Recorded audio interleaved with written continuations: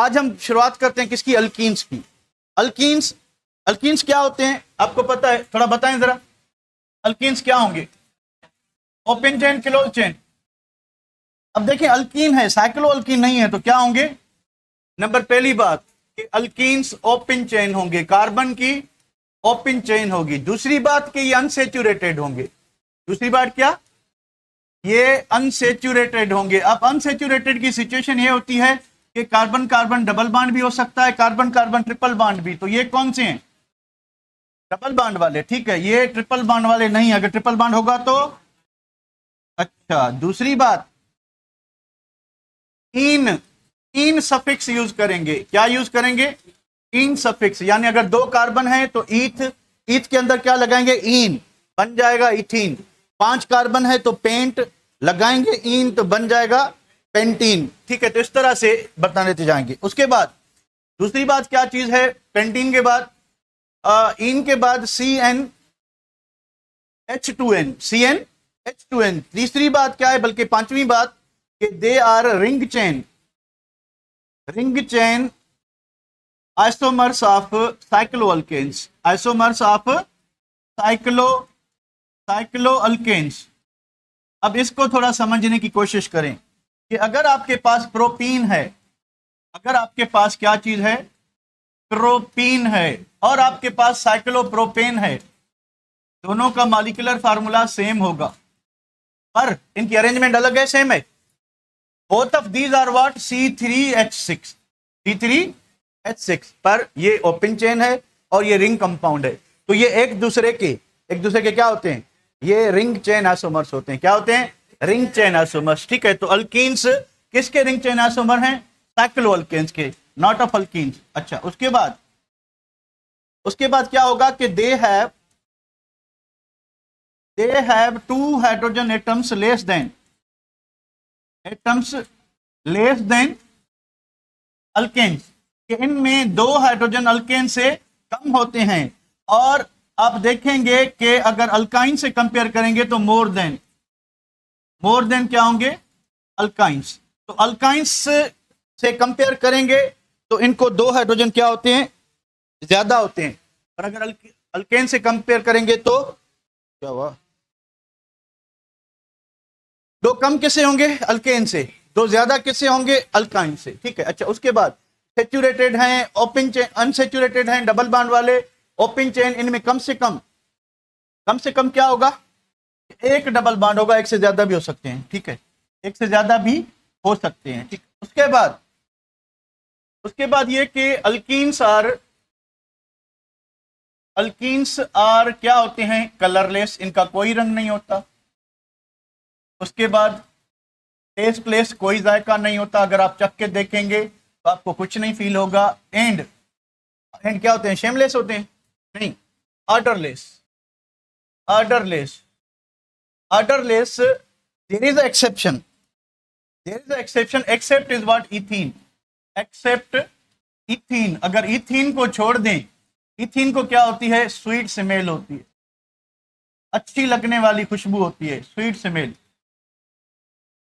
ethene को अच्छी खुशबू होती है, पर अगर दूसरे होमोलॉगस को देखें तो उसमें कोई बदबू या खुशबू नहीं होती, कुछ भी नहीं होता। अच्छा, दूसरी बात, अल्कीन्स भी हाइड्रोकार्बन हैं। अल्कीन्स भी क्या हैं? पोलर होंगे, नॉन पोलर होंगे, soluble in water और insoluble in water, तो दे आर नॉन पोलर। तो हाइड्रोकार्बन जितने भी हैं दे आर नॉन पोलर होंगे। तो क्या होगा? इनसॉल्युबल इन वाटर, कि ये वाटर में इनसॉल्युबल होंगे, then soluble in, but soluble in organic और मॉडरेट पोलर, यानी पोलरिटी जिसकी कम हो, और नॉन पोलर सॉल्वेंट्स, तो ज्यादा पोलरिटी की सॉल्वेंट में ये डिसॉल्व नहीं होंगे। अच्छा, उसके बाद क्या है कि ethene is first and most important member. Ethene is first and most important member important member of alkyne family. तो इथीन सबसे पहला और सबसे इंपॉर्टेंट मेंबर है, ठीक है। तो इथीन जो है वो बहुत ही इंपॉर्टेंट कंपाउंड है। अब इथीन के यूजेस की बात करें, यूजेस ऑफ इथीन बात करें तो क्या चीज है, पॉलीथीन प्लास्टिक बनता है इससे, पॉलीथीन प्लास्टिक बनता है इससे। क्या यूज इसकी यूजेस क्या हैं कि पॉलीथीन प्लास्टिक जो हम शापर यूज करते हैं, आप कपड़ा लेते हैं कुछ भी लेते हैं तो वो शापर में जो डालते हैं वो क्या होता है, पॉलीथीन प्लास्टिक होता है, ठीक है। उसके बाद as a hormone for ripening of citrus fruits, ripening of citrus fruits, वो फ्रूट जो खट्टे होते हैं जिनमें सिट्रिक एसिड पाया जाता है, उनको राइप करने के लिए एज अ हार्मोन उनकी ग्रोथ में काम आते हैं। उनको जल्दी जो है कच्चे से राह से जो है वो क्या कर देंगे, पक्का करके देंगे, ठीक है। उसके बाद क्या है कि एज एन एनेस्थेटिक एजेंट, बेहोश करने के काम आते हैं। अगर सर्जरी में इसको इस्तेमाल किया जाए तो पेशेंट को जो है रुमाल पे डाल के सिंघाया जाए या किसी के जो है मोजे में लगा के सिंघाया जाए तो पेशेंट वैसे ही बेहोश हो जाएगा, ऐसे भी बेहोश हो जाएगा। अभी तू जुराबे दे तो मैं सिंघा दूं। उसके बाद आखिरी चीज, इन मेकिंग मस्टर्ड गैस, तो मस्टर्ड गैस एक जहरीली गैस नहीं है, जहरीला लिक्विड है, जिसको वर्ल्ड वार 1 में इस्तेमाल किया गया था, जो कि इथीन से बनता है। क्यों इस्तेमाल किया गया था, लोगों को मारने के लिए। ये एक हाईली विस्कस लिक्विड होता है, हाई बॉइलिंग लिक्विड है। जब ये स्किन से कांटेक्ट में आएगा तो आपकी स्किन पे ब्लिस्टर्स यानी वो गल सड़ जाएगी और पस सेल्स जो हैं उसमें कन्वर्ट हो जाएंगे, आपके नॉर्मल सेल्स, डैमेज ज्यादा हो जाएगा, ठीक है। और दूसरी बात की बात करें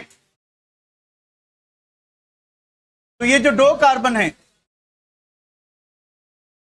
अल्कीन्स में, ये जो 2 कार्बन हैं जो डबल बॉन्ड में है, ये 2 कार्बन जो डबल बॉन्ड में है, ये क्या होंगे, sp2 हेपेटाइज होंगे। सिर्फ ये 2 कार्बन sp2 हेपेटाइज होंगे, इनकी एंगल कितनी होगी, 120। ये क्या होंगे, ट्राइगोनल होंगे। ये क्या होंगे, ट्राइगोनल। बाकी जितने भी कार्बन होंगे वो sp3 होंगे। वो क्या होंगे, sp3। तो only 2 carbon atoms involve in double bond. तो जो 2 कार्बन डबल बॉन्ड में इन्वॉल्व होंगे सिर्फ वही sp2 हेपेटाइज होंगे, बाकी सारे क्या होंगे, sp3 होंगे, जितने सिंगल बॉन्ड वाले होंगे। पॉसिबल है कि अगर चेन में कहीं ट्रिपल बॉन्ड आ जाता है तो वो ट्रिपल बॉन्ड वाले क्या होंगे, sp हेपेटाइज। पर अगर बाकी सिंगल बॉन्ड वाले हैं तो सिंगल बॉन्ड वाले क्या होंगे, दैट्स इट, ठीक है। उसके बाद क्या बात है कि अगर रिएक्टिविटी की बात करें तो अल्कीन्स जो हैं, अल्कीन्स आर मोस्ट रिएक्टिव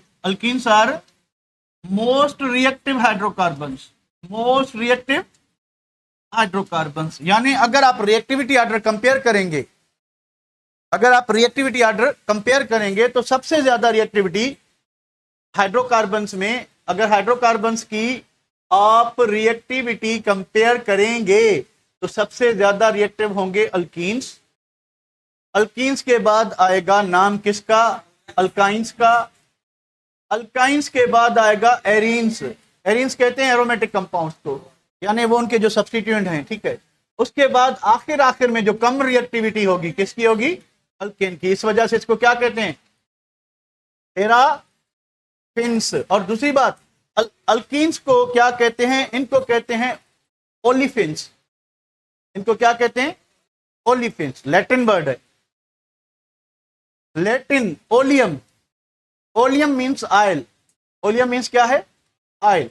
तो अर्ली डिस्कवर्ड जो अल्कीन थे, ये नाम क्यों रखा गया इन पे कि इनको ओलिफिन्स कहा जाता है। और इनमें जो डबल बॉन्ड है कभी कभी उसको ओलिफिनिक बॉन्ड भी कहा जाता है। और इनको ओलिफेंस कहा जाता है कि अर्ली डिस्कवर्ड जो अल्कीन्स थे वो ऑयल लाइक उनकी अपीयरेंस थी, इस वजह से इनको ऑयल फार्मर के तौर पे नाम रखा गया। और कुछ बुक इस तरह से भी लिखते हैं, तो अगर आप फैट में फैटी एसिड देखेंगे तो अगर आप लिपिड में अनसेचुरेटेड फैटी एसिड हैं जिनमें डबल बॉन्ड होता है तो वो ऑयल होते हैं, और जिसमें सेचुरेटेड फैटी एसिड होते हैं वो घी होता है, यानी वो फैट होता है, ठीक है। तो उस वजह से भी इनको ऑयल फार्मर्स कहा जाता है, क्योंकि कार्बोक्सिलिक एसिड में जो अनसेचुरेटेड फैटी एसिड्स होते हैं वो ऑयल बनाते हैं। तो उस सेंस में भी पर हमारा नया बुक कहता है, क्योंकि अर्ली डिस्कवर्ड जो अल्कीन थे, जो पहले डिस्कवर हुए थे, वो क्या थे, ऑयल लाइक थे, इस वजह से इनका नाम ओलिफेंस रखा गया। ठीक है बेटा, तो यहां तक कोई परेशानी है तो बताएं, आगे चलें। स्ट्रक्चर ऑफ इथीन, इथीन की स्ट्रक्चर डिस्कस करते हैं, थोड़ा गौर से देखना बेटा। इथीन का फार्मूला बताएं, C2H4। तो दो कार्बन है, दोनों के दरमियान क्या होगा, डबल बॉन्ड, दोनों के दरमियान क्या होगा, और जब भी दो कार्बन डबल बॉन्ड बनाएंगे तो वो sp2 हेपेटाइज होते हैं। क्या होते हैं, कार्बन के पास ऑर्बिटल्स कितनी अवेलेबल हैं, 4, यूज कितनी करें, 3, तो एक pz ऑर्बिटल रह गई, जो ऑर्बिटल रह गई हाइब्रिडाइजेशन से हाइब्रिडाइज नहीं हुई, वो पाई बॉन्ड बनाएगी, वो क्या बनाएगी, पाई बॉन्ड। चले भाई, तो इसमें इथीन में क्या होता है कि बोथ कार्बन एटम्स आर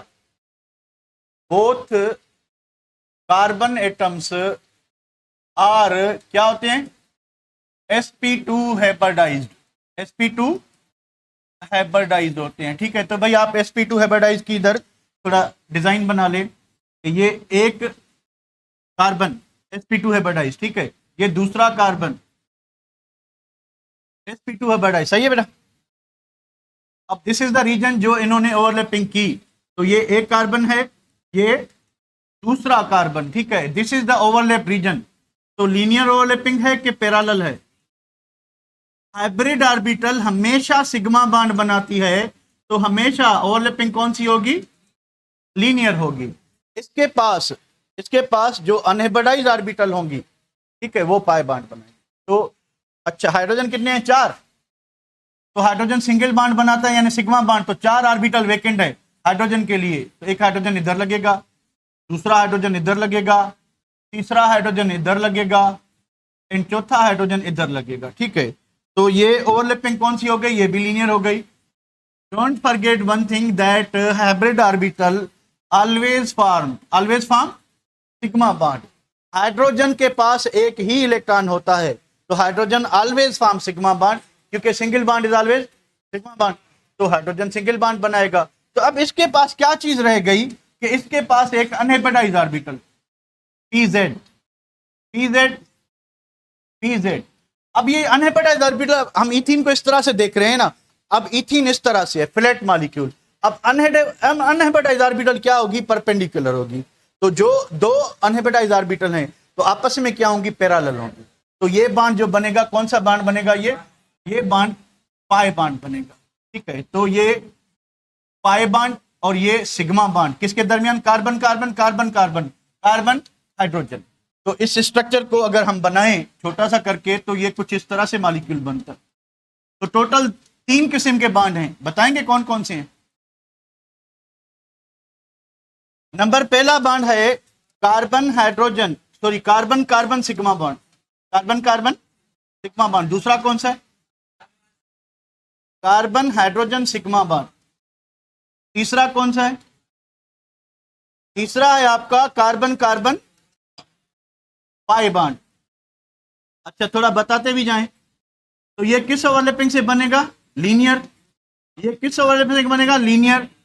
कौन सी ऑर्बिटल, sp2 एक कार्बन की और sp2 दूसरे कार्बन की। ठीक है, तो कार्बन हाइड्रोजन बॉन्ड कैसे बन रहा है, sp2 कार्बन की, s ऑर्बिटल किसकी, हाइड्रोजन की। ठीक है, तो भाई ये भी लीनियर ओवरलैपिंग से बना, sp2 कार्बन की एंड s किसकी, ऑफ हाइड्रोजन। ठीक है बेटा, तो मुझे बताएं पाई बॉन्ड कैसे बना, अनहाइब्रिडाइज्ड, pz ऑर्बिटल एक कार्बन की, pz ऑर्बिटल दूसरे कार्बन की, और ओवरलैपिंग कौन सी है, parallel.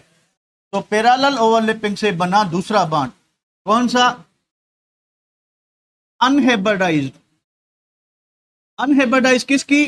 pz of one carbon and pz of other carbon. यहां तक कोई दिक्कत बेटा?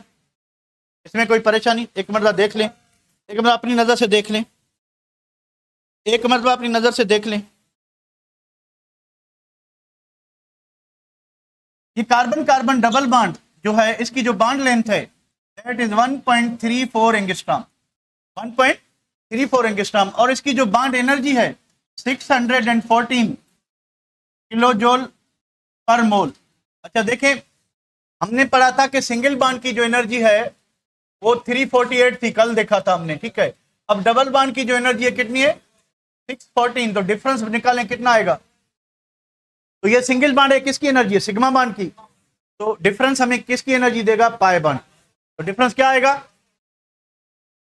278, 278 जो किलो जूल पर मोल है, ये कार्बन कार्बन पाई बॉन्ड की एनर्जी है, ये कार्बन कार्बन सिग्मा बॉन्ड की है। तो आप देख सकते हैं कि सिग्मा बॉन्ड को तोड़ने के लिए how much energy is required?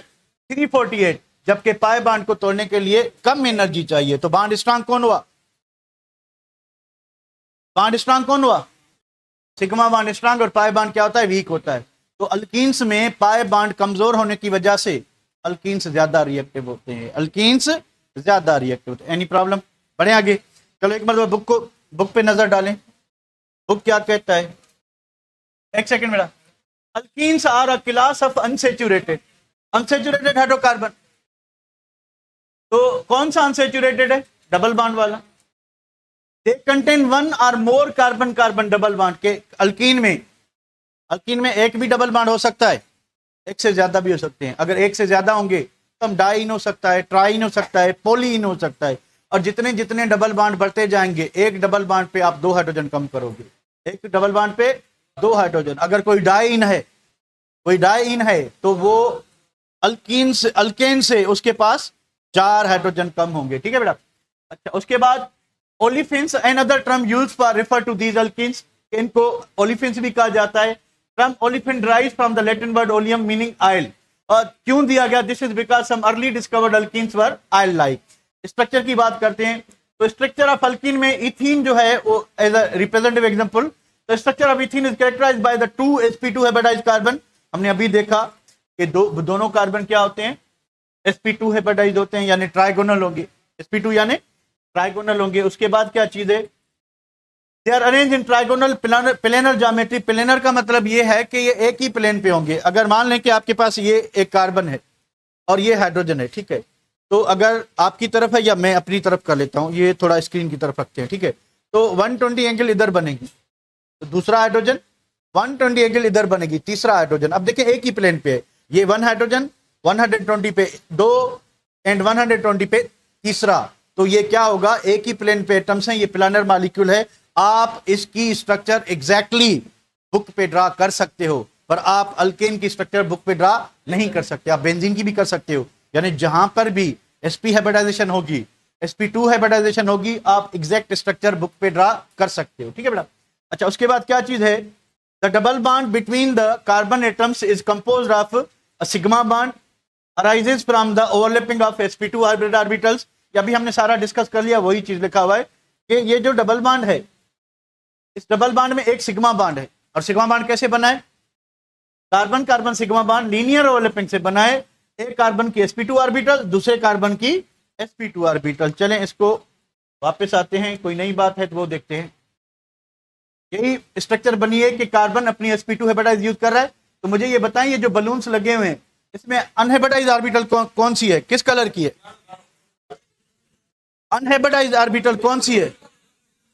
Unhybridised orbital किस कलर की है? ब्लू। ये पाई बॉन्ड बन, ये क्या बनना है? Pi bond, sigma bond sigma bond sigma bond, और ये प्लेनर मॉलिक्यूल है, इस तरह से होगा। अगर सामने से देखेंगे तो ये बिल्कुल आपको इस तरह से होगा। फिर पाई बॉन्ड जो है बिल्कुल इस तरह से होगा, इसके परपेंडिकुलर होगा। अगर इस तरह से देखते हैं तो pi bond above and below the plane होगा, ठीक है बेटा। चले अब प्रिपरेशन की बात आए तो प्रिपरेशन को हम करते हैं व्हाइट बोर्ड पे। अब देखिए, जितने भी अनसेचुरेटेड बिल्कुल सही कहा आप लोगों ने। जितने भी अनसेचुरेटेड कंपाउंड हैं उनको बनाने के लिए, प्रिपेयर करने के लिए एक जनरल रिएक्शन होता है जिसको एलिमिनेशन रिएक्शन कहा जाता है। क्या कहा जाता है? Elimination reaction. इस रिएक्शन में क्या होता है कि दो एडजेसेंट लगातार कार्बन एटम से दो एटम और ग्रुप ऑफ एटम्स रिमूव होते हैं। अब दो कार्बन से दो ग्रुप रिमूव हो रहे हैं। मान लें कि आपके पास ये चीज है, ये देखिए ये कार्बन है, ये दूसरा कार्बन, इधर ए लगा हुआ है, इधर बी लगा हुआ है, ठीक है, बाकी कोई और ग्रुप लगे हुए हैं। तो यहां से अगर दो एडजेसेंट कार्बन से ये दो ग्रुप रिमूव होते हैं, ए भी रिमूव होता है, बी भी, ए भी रिमूव होता है, तो इस कार्बन की इक्विवेलेंसी कम हो जाएगी क्योंकि ये बॉन्ड टूट गया। जब बी रिमूव होगा तो इस कार्बन की इक्विवेलेंसी कम हो जाएगी क्योंकि बी रिमूव हो गया। तो ये कार्बन आपस में क्या बना लेंगे? Double bond.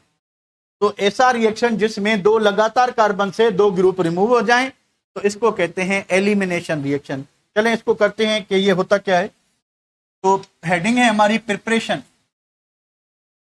Preparation of alkenes, preparation of alkenes, के अल्कीन्स को कैसे बनाया जाए। तो अल्कीन्स को जिस रिएक्शन के थ्रू बनाया जाता है, अल्कीन्स क्या, कोई भी अनसेचुरेटेड कंपाउंड्स, यानी अनसेचुरेटेड हाइड्रोकार्बन्स। अब अनसेचुरेटेड की बात है तो क्या हो गया? दोनों हो गए। कौन दोनों हो गए? अल्कीन्स भी और अल्कीन्स भी एंड अल्काइंस भी, ठीक है।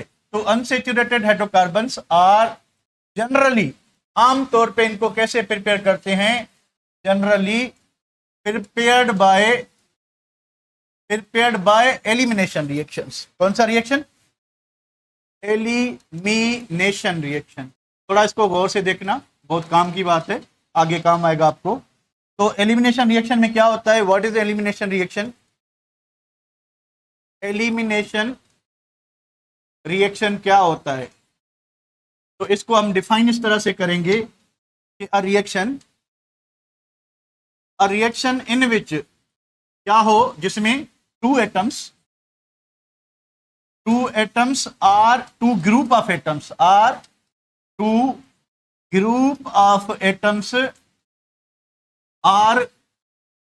रिप्लेस हो, ठीक है, रिप्लेस्ड फ्रॉम टू एडजेसेंट, यानी लगातार कार्बन एटम से टू एडजेसेंट कार्बन एटम्स। अच्छा ये देखें, अगर दो लगातार कार्बन से ग्रुप रिमूव होते हैं, या फिर एक पहली से होता है दूसरा चौथी से होता है, अगर पहली और चौथी से ग्रुप रिमूव होते हैं तो वो सब्स्टिट्यूशन होगी। वो क्या होगा? सब्स्टिट्यूशन, क्योंकि एक ग्रुप एक से रिप्लेस हुआ तो वहां पे दूसरा लगेगा, ठीक है। पर अगर दो एडजेसेंट कार्बन से दो ग्रुप रिमूव होते हैं तो फिर क्या होगी? एलिमिनेशन। फिर क्या होगी? एलिमिनेशन होगी। चले तो इसको डिफाइन कैसे करें? क्या reaction in which two atoms और two group of atoms are replaced from two adjacent carbon atoms, उसके साथ क्या हो? Leading to the formation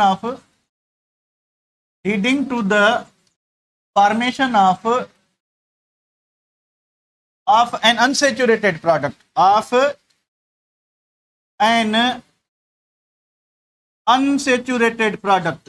N unsaturated product, ठीक है। तो क्या हो कि जब दो ग्रुप रिमूव हो जाएं तो उसके बाद डबल बॉन्ड बने। अगर दो ग्रुप रिमूव होंगे तो एक पाई बॉन्ड बनेगा, अगर चार ग्रुप रिमूव होंगे तो दो पाई बॉन्ड। यानी अल्काइन बनाने के लिए चार ग्रुप रिमूव करने पड़ेंगे, अल्कीन बनाने के लिए दो ग्रुप रिमूव करने पड़ेंगे। तो इस रिएक्शन से आप अल्कीन्स भी बना सकते हो, आप अल्काइंस भी, डिपेंडिंग अपॉन कि ग्रुप कितने रिमूव हो रहे हैं। तो अगर दो ग्रुप रिमूव हो रहे हैं तो एक पाई बॉन्ड बनेगा, डबल बॉन्ड बन जाएगा, सिंगल बॉन्ड डबल बॉन्ड बन जाएगा। अगर चार ग्रुप रिमूव होंगे तो दो पाई बॉन्ड बनेंगे, यानी पहले सिग्मा बॉन्ड होगा, फिर दो पाई बॉन्ड और बन गए, यानी ट्रिपल बॉन्ड हो जाएगा। आप अल्काइन भी बना सकते हो। दूसरी बात इसकी की खास बात क्या है कि इट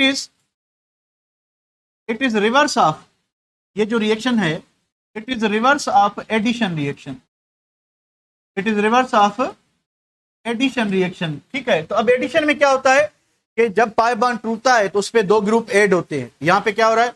रिमूव हो रहे हैं। तो रिमूव होंगे तो पाई बॉन्ड बनेगा, ऐड होंगे तो पाई बॉन्ड टूटेगा, दो नए ग्रुप बन जाएंगे, ठीक है।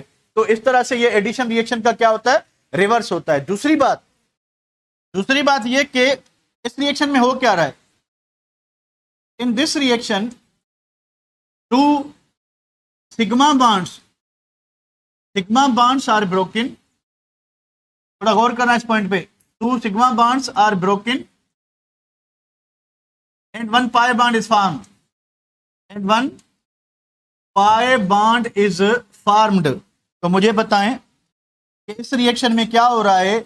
इस रिएक्शन में कुछ ये हो रहा है, आगे पेज पे दिखाता हूं मैं आपको कि इस रिएक्शन में ये हुआ कि ये जो कार्बन था इस पे जो 2 ग्रुप लगे हुए थे ए और बी, क्या हुआ, हुआ ये कि ए भी रिमूव हो गया, हुआ ये कि बी भी रिमूव हो गया। ठीक है, तो 2 सिग्मा बॉन्ड ब्रेक हुए, सिंगल बॉन्ड ब्रेक हुए हैं। उसकी जगह पे बना क्या है, उसकी जगह पे बना है पाई बॉन्ड जो कि एक वीक बॉन्ड है। तो 2 स्ट्रांग बॉन्ड यानी 2 स्ट्रांग सिग्मा बॉन्ड्स क्या हुए हैं, ब्रेक हुए हैं।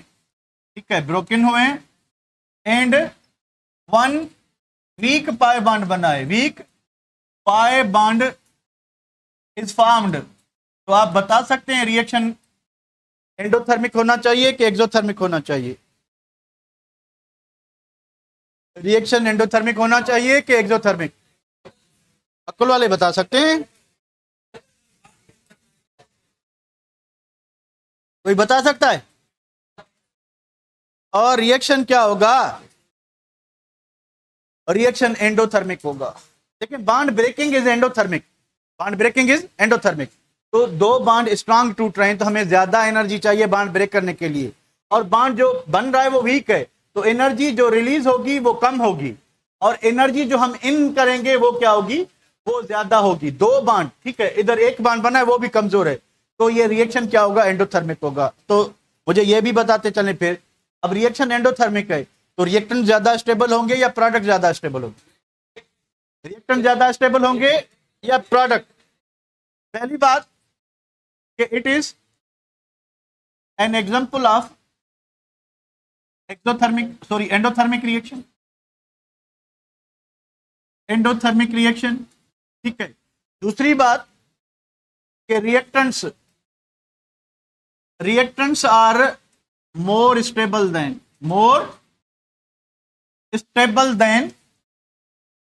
प्रोडक्ट्स। अच्छा, एक चीज समझ लें, ठीक है, एंडोथर्मिक रिएक्शन में क्या होता है, हम एनर्जी देते हैं, रिएक्टेंट में एनर्जी ऐड करते हैं, फिर क्या बनती है, प्रोडक्ट। तो प्रोडक्ट के पास 2 एनर्जी होती है, एक रिएक्टेंट की अपनी जो इंटरनल एनर्जी थी, दूसरी जो हमने सिस्टम को सराउंडिंग से एक्स्ट्रा एनर्जी दी, तो प्रोडक्ट की एनर्जी बढ़ जाती है। And you know that reactivity is directly proportional to energy but inversely proportional to stability. ठीक है, तो आपकी रिएक्टिविटी जो है डायरेक्टली प्रोपोर्शनल टू एनर्जी होगी। तो एनर्जी किसकी ज्यादा एंडोथर्मिक में, रिएक्टेंट की या प्रोडक्ट की, लो एनर्जी हाई एनर्जी। तो जिसकी एनर्जी हाई वो क्या होगा, रिएक्टिव ज्यादा होगा, स्टेबल ज्यादा होगा, रिएक्टिव ज्यादा। अच्छा, इसकी अगर एग्जांपल की बात करें एलिमिनेशन की, तो 3 कॉमन एग्जांपल हैं। एग्जांपल्स कौन से हैं, एग्जांपल्स हैं आपके डिहाइड्रेशन। डिहाइड्रेशन का मतलब होता है removal of water, removal of water. अब वाटर कैसे रिमूव होगा कि एक कार्बन से हाइड्रोजन रिमूव होगा, दूसरे से OH होगा, तो H और OH मिलके क्या बनाएंगे, वाटर। ठीक है, दूसरा एग्जांपल इसका है डीहैलोजिनेशन। डीहैलोजिनेशन, अब डीहैलोजिनेशन क्या होता है, removal of halogen, removal of 2 halogens, 2 halogens. तो 2 लगातार कार्बन पे दोनों हैलोजन हो, अगर 2 क्लोरीन लगे हुए हैं, ठीक है, तो क्लोरीन रिमूव हो, अगर ब्रोमीन लगे हुए हैं तो ब्रोमीन। दूसरा होता है डीहाइड्रोहेलोजिनेशन। यहां पे जो वर्ड डी है ना, इस डी का मतलब है रिमूवल। डी का मतलब क्या है, तो यहां पे डी का मतलब है रिमूवल। अगर डी काट दें तो हाइड्रेशन का मतलब होगा एडिशन ऑफ वाटर, तो डी का मतलब है रिमूवल। ठीक है, तो डी का मतलब रिमूवल है। अगर इसी रिएक्शन में डी काट दें तो हाइड्रेशन का मतलब होगा एडिशन ऑफ वाटर, हेलोजिनेशन का मतलब होगा एडिशन ऑफ हैलोजन। कहां पे होगी, अल्कीन पे होगी, जहां से हैलोजन रिमूव हुआ था। तो नेक्स्ट रिएक्शन क्या है, डीहाइड्रोहेलोजिनेशन। क्या होगा, क्या होना चाहिए, removal of hydrogen and halogen, removal of removal of hydrogen and halogen. तो removal of hydrogen and halogen, यहां तक कोई दिक्कत बेटा? कि एलिमिनेशन रिएक्शन क्या होता है, एलिमिनेशन रिएक्शन कब होगा, उसकी प्रोडक्ट क्या होगी, प्रोडक्ट स्टेबल ज्यादा होगी, प्रोडक्ट रिएक्टिव ज्यादा होगी, और एलिमिनेशन रिएक्शन में कौन से बॉन्ड टूटते हैं, कौन सा बॉन्ड बनता है, रिएक्शन एंडोथर्मिक होगा, एक्सोथर्मिक होगा, किसकी एनर्जी ज्यादा किसकी कम, ये सारी चीजें हमने डिस्कस की। If you have any question you may ask, अगर कोई क्वेश्चन है तो पूछ लें। शाबाश, एनी क्वेश्चन? नो क्वेश्चन तो हम दो रिएक्शन कर लेते हैं जो हमारे सिलेबस में। दो रिएक्शन है हमारे पास, कौन कौन से? नंबर पहला है डिहाइड्रेशन। नंबर पहला रिएक्शन अल्कीन्स को बनाने के लिए डिहाइड्रेशन। अब डिहाइड्रेशन का मतलब क्या है बॉयज? Removal of water. तो वाटर कैसे रिमूव होगा कि एक कार्बन से H होगा, दूसरे से OH। तो OH किस में होता है? अल्कोहल में। तो हम इथाइल अल्कोहल की डिहाइड्रेशन करेंगे। किसकी? या कोई भी अल्कोहल ले लें जिसमें कम से कम 2 कार्बन हो, कम से कम 2 कार्बन हो, क्योंकि एक कार्बन वाले में 1 कार्बन होगा तो OH लिखेगा तो हाइड्रोजन कहां से लाएं, तो इसलिए कम से कम कितने कार्बन होने चाहिए? 2। तो डिहाइड्रेशन हम करेंगे किसकी? अल्कोहल की। तो पहला रिएक्शन जो होगा डिहाइड्रेशन ऑफ अल्कोहल। कोई भी अल्कोहल लें जिसके पास कम से कम 2 कार्बन हो, ठीक है। अब डिहाइड्रेशन का मतलब है removal of water. Dehydration means removal of elements of water. Elements of water. अब एलिमेंट्स ऑफ वाटर कौन से हैं? Hydrogen and OH। तो एक कार्बन से क्या रिमूव होगा? हाइड्रोजन। दूसरे से क्या होगा? अब देखें, ऐसे तो रिएक्शन नहीं होगा, इसके लिए हमें रिएजेंट चाहिए। इस रिएजेंट कौन सा यूज करेंगे? उसे कहेंगे dehydrating agent. We need dehydrating agent. हमें क्या चाहिए? We need dehydrating agent. Dehydrating यानी जो डिहाइड्रेशन करवाए, dehydrating agent to carry this reaction. तो इस रिएक्शन को करने के लिए हमें क्या चाहिए? डिहाइड्रेटिंग एजेंट चाहिए, ठीक है। तो कॉमन जो डिहाइड्रेटिंग एजेंट्स हैं, कंसंट्रेटेड सल्फ्यूरिक एसिड H2SO4, उसके बाद अल्यूमिना, उसके बाद फास्फोरिक एसिड, एंड उसके बाद जो है आपका P2O5 phosphorus diphosphorus pentaoxide are common dehydrating agents. Dehydrating agents. तो ये कॉमन डिहाइड्रेटिंग एजेंट्स हैं, ठीक है बेटा। होगा क्या? होगा ये कि हम जनरली कौन सा यूज करते हैं? हम ये यूज करते हैं, ठीक है। अब ये देखें जरा, if you recognise, is it ethyl alcohol? Yes, CH3CH2OH, ये इथाइल अल्कोहल है, ठीक है। हम क्या करेंगे? इसको कंसंट्रेटेड, दिल नहीं यूज करना, यानी डाइल्यूट, कंसंट्रेटेड सल्फ्यूरिक एसिड से 170 डिग्री सेंटीग्रेड पे हीट करेंगे। हमने पढ़ा था कि ये रिएक्शन एंडोथर्मिक होता है, तो हमें टेम्परेचर चाहिए। क्या चाहिए? टेम्परेचर। तो 170 डिग्री सेंटीग्रेड पे जब हम इसको हीट करेंगे, इस कार्बन से हाइड्रोजन रिमूव होगा और इस कार्बन से OH, तो बनेगा क्या? वाटर बनेगा। और अब देखें, एक वैलेंसी इस कार्बन की फ्री हो गई, एक इसकी, क्योंकि एक ग्रुप यहां से रिमूव हुआ, एक यहां से, तो ये 2 कार्बन आपस में क्या बनाएंगे? Double bond. तो हमें क्या मिलेगा? इथीन मिलेगा। हमें क्या मिलेगा? इथीन। और ये वाटर कहां जाएगा? ये वाटर जो है, ये आपका जो सल्फ्यूरिक एसिड है, ये एब्जॉर्ब करता जाएगा, क्योंकि ये डिहाइड्रेटिंग एजेंट है। और ये कंसंट्रेशन से क्या होता जाएगा? डाइल्यूट हो जाएगा, ठीक है। तो पानी इसमें बढ़ता जाएगा, ठीक है, और पानी निकलता जाएगा। तो देखें, ये कौन सा रिएक्शन है? एलिमिनेशन। क्यों? क्योंकि 2 लगातार कार्बन से 2 ग्रुप रिमूव हुए हैं, 2 ग्रुप रिमूव हुए हैं। एक और रिएक्शन है, उसके बाद छुट्टी करते हैं। तो रिएक्शन है आपका डिहाइड्रोहेलोजिनेशन।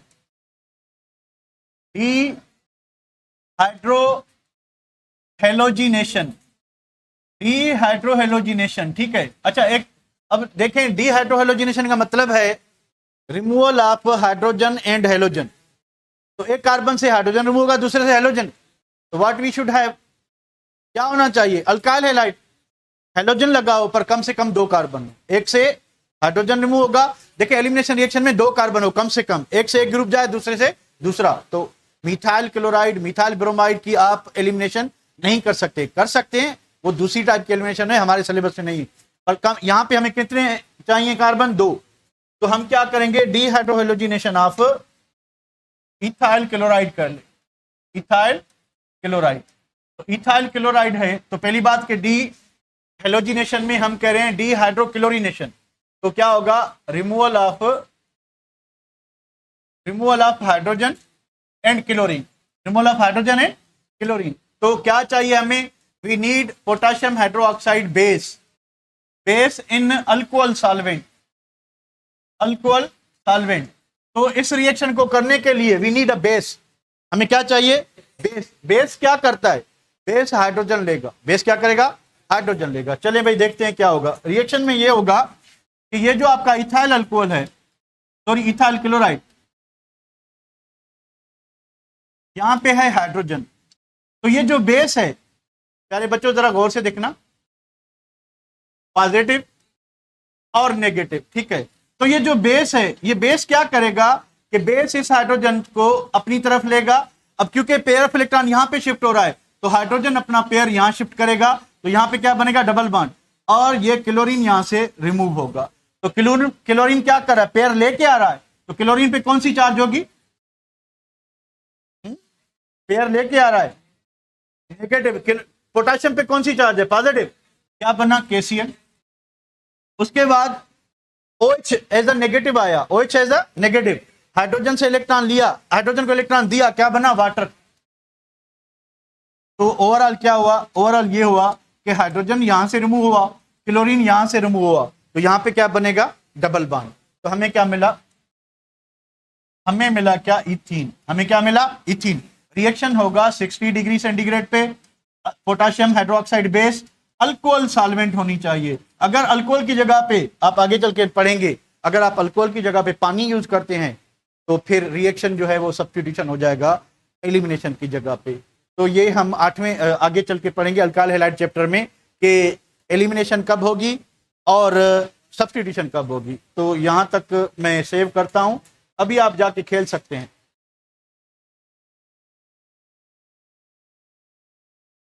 If you want